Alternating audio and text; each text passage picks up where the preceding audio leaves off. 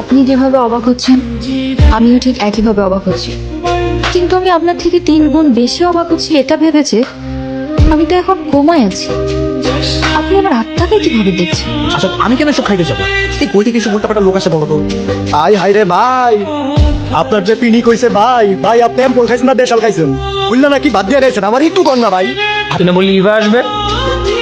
একা কই? ইভা তো আমার পাশেই বসে আছে। কই ইভা? আমি তো কাউকে দেখতে পাচ্ছি না। তুমি কিন্তু আমার শুধুই বন্ধু। হ্যাঁ বন্ধু তো। তুমি আমার সব ইচ্ছা কেন পূরণ করছো? তুমি আমাকে বন্ধু মনে করলেও তুমি কিন্তু আমার প্রিয় মানুষ। আর আমি আমার প্রিয় মানুষের জমানো উইশগুলো পূরণ যদি না করতে পারি তাহলে আমি কি করে তার ভালোবাসা আদায় করবো? বর তো বসে আছে, কোনে কই? উনি তো আমার পাশেই বসে আছে। কালাটা না সাদাটা?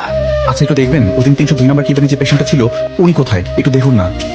আচ্ছা একটা মিনিট, উনি তো 5 তারিখে কোমা থেকে বের হয়ে গিয়েছে, তারপর আমরা ওনাকে রিলিজ করে দিয়েছি।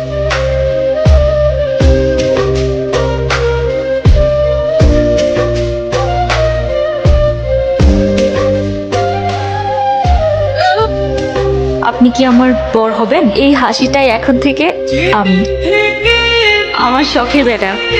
আর কতবার তুমি বিয়ে করবে? কেন সবার সামনে সত্যিটা স্বীকার করছো না? ওদেরকে জিজ্ঞাসা করেন ওরা ছিল। এই তোরা বলছিস না কেন বল? আরে এই ছেলে তো পুরোপুরি পাগল, ওর তো মাথায় গন্ডগোল। ও আসলো কি করে এখানে? আমি কখন তোমাকে দোষ দিব না? তুমি শুধু একটাবার মনে করার চেষ্টা করো। কে কে হোমওয়ার্ক আনে নাই? সুন্দর কথা হাত তোলো।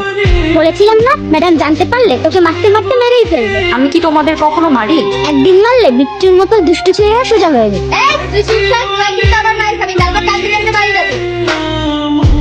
ও সুহাসিনী, তোমায় প্রথম দেখেছিলাম এক রোদ্দুর সকালে।